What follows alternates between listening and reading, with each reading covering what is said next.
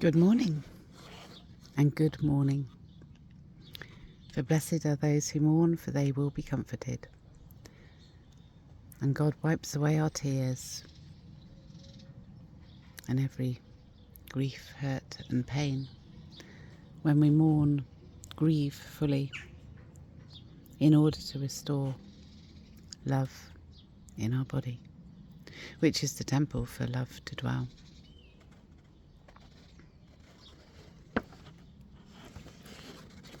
And God has a promise of the new heaven,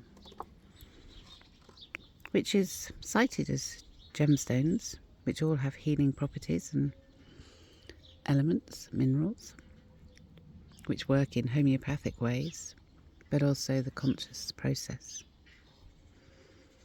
But the tribes of Israel, from Revelation 7, are Judah, Reuben, Gad, Asher, Naphtali, Manasseh, Simeon, Levi, Issachar, Zebulun, Joseph and Ben. Ben representing the truth, because only the truth sets us free. See how that runs through the centre.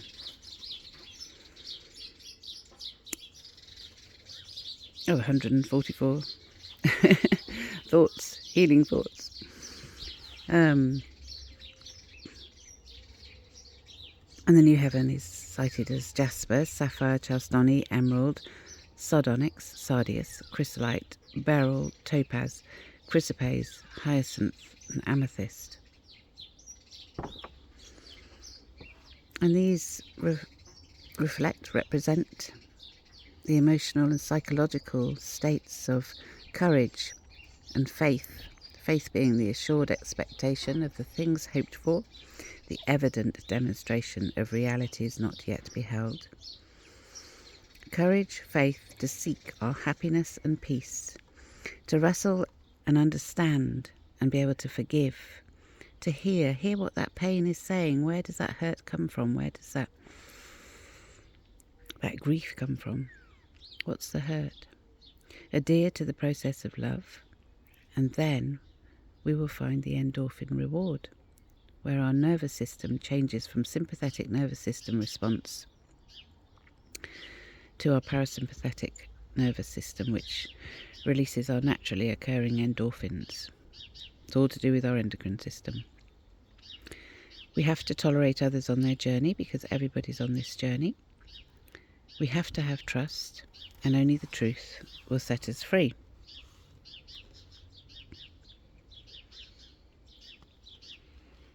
Dan is on the gate, he's on the east gate, where we have to have trust and truth and justice for peace and safety.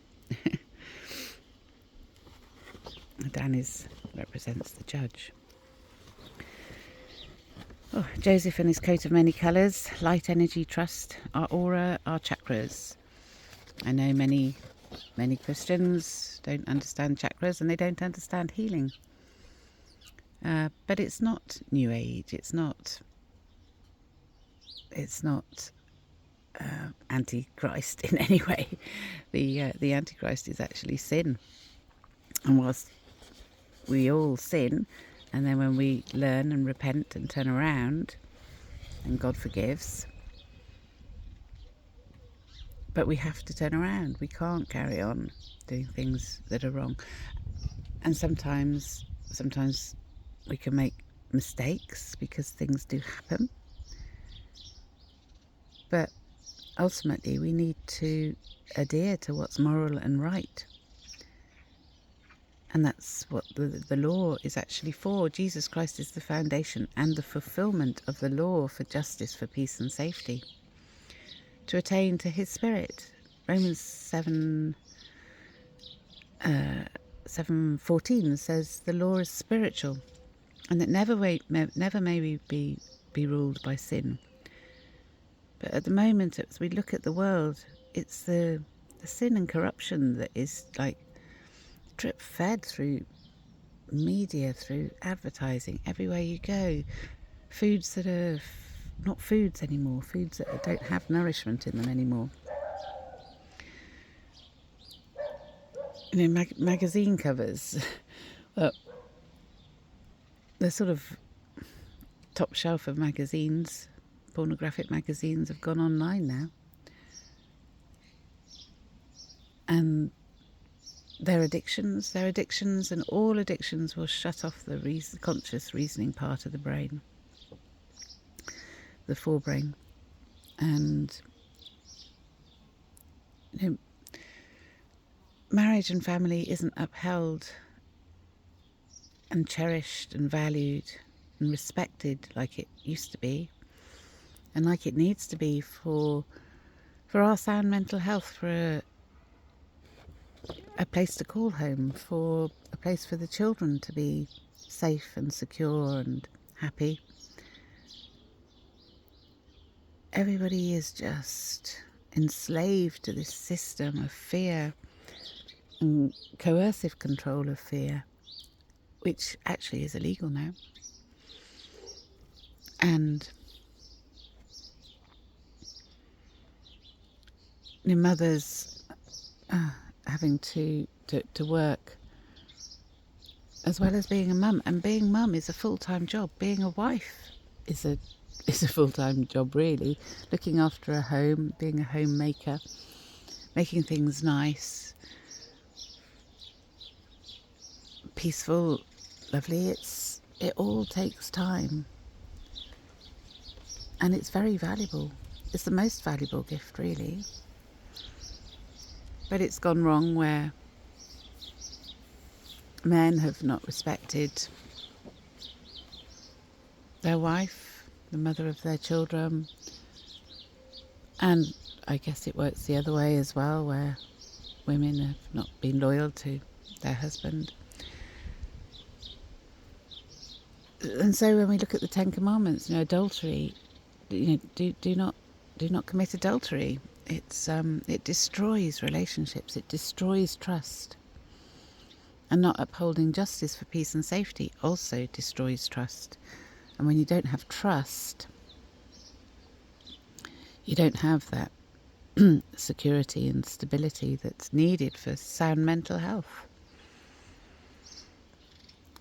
And so I look at this world in these end times. I study scripture and healing.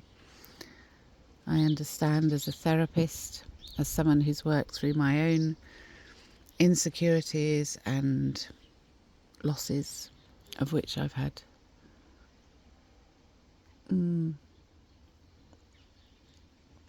lot.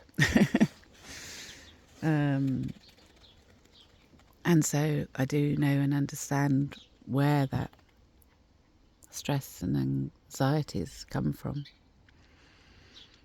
And in some ways it would be easier to drink and to take drugs. But my body doesn't tolerate those, so I've had to work them all out consciously, which I'm very grateful for. Because drinking away our problems doesn't solve them at all. And neither does blotting them out with drugs. And so hence the need to create a world governed with God's moral and righteous laws for peace and safety, for attaining to the peace, which is not a cortisol stress hormone, which is at the root of every disease that we know of today. And more are being created as more and more pollutants are released into our air, into the water, into our food system. And it's really not rocket science. It really isn't. Just to step back, take time in peace and nature, and to connect with the divine love, to connect with the self.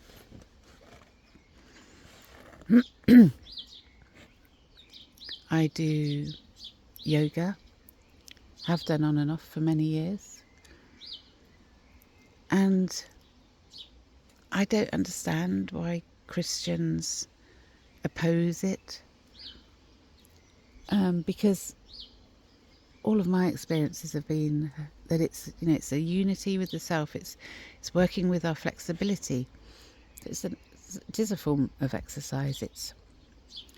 But I know through my work as a therapist and as a kinesiologist, the connections between mind and body and muscles and nutrients and emotions. And our body is absolutely the temple where we do dwell, and we need to feel comfortable within our body. And how many people feel comfortable in their body? How many people have pain, sickness and disease? And I suffer too. I suffer with blood pressure.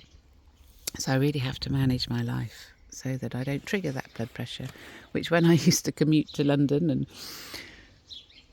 oh my gosh, I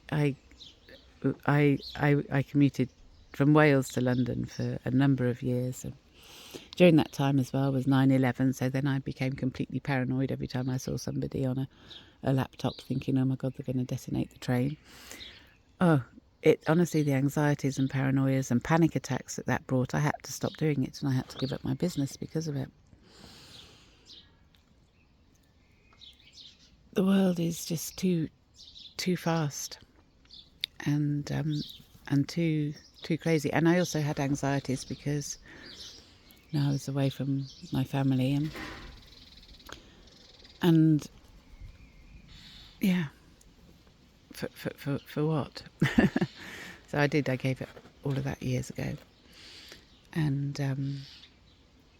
just concentrated on working part-time and my writing and my family, which unfortunately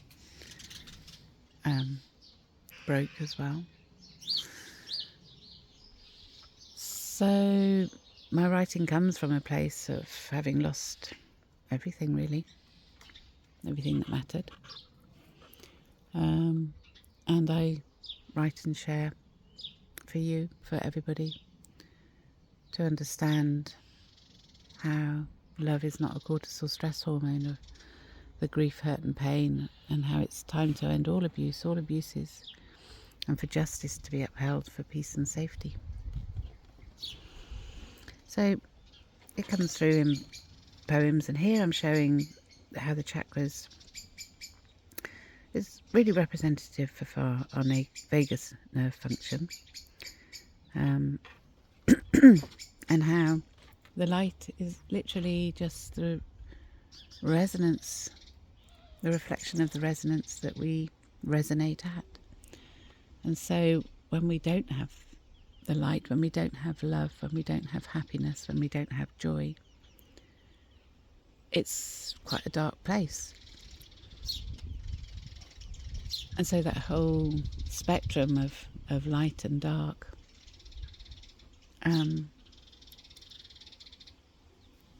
it becomes relevant.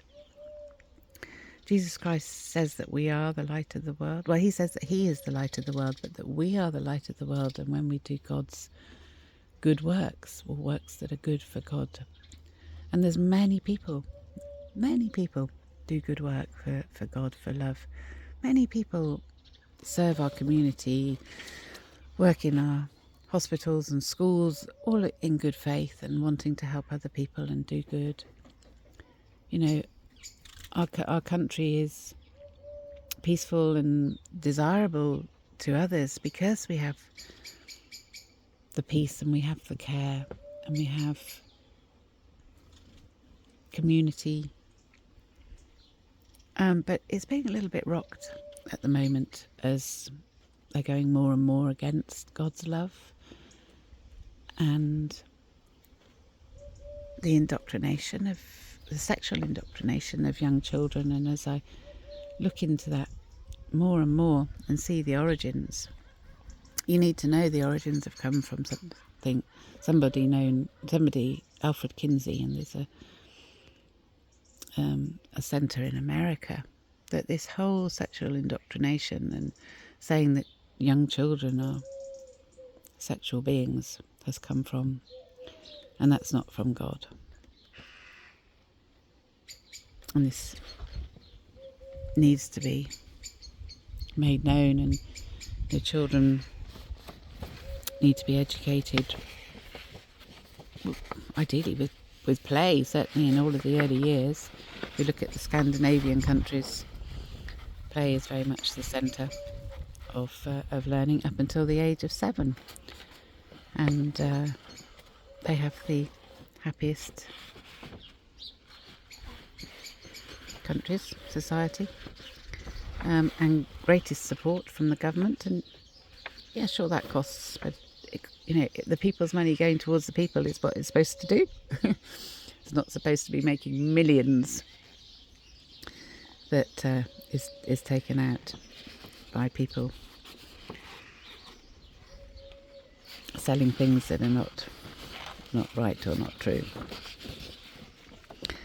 I don't know, what poem should I do for you this morning?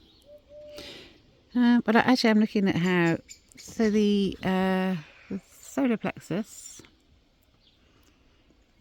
chakra, which relates to kidney and adrenal, the adrenaline response is fear, fright, flight, freeze response to sin, abuse and corruption.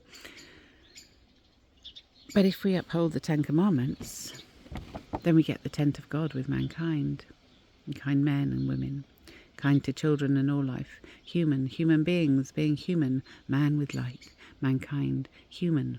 Revelation 21:3, the new heaven, New Jerusalem, holy city Zion. But then we have this consciousness. So for instance, the Hawaiian prayer, the Ho'oponopono prayer. I am sorry, forgive me, thank you, I love you. And in terms of understanding how love is in the body, then the meridian system, which actually is from the Chinese. The flow of the meridian system is the difference. Well, it's different in love and stress and fear. And so the fire element is the heart, the small intestine, the triple warmer, and the circulation, sex, which is the hormones. And so we need to have our heart. And the new covenant, we all know by our heart condition. We know the truth, don't we? We know what's right, we know what's wrong. We can all feel it, unless it's blotted out with things that we need to stay sober in order to attain to those. And so the 10 Commandments, the solar plexus has 10 petals, but is that the 10 Commandments? Because that does give us a self-empowerment, and it gives us self-worth and self-control and autonomy, self-worth.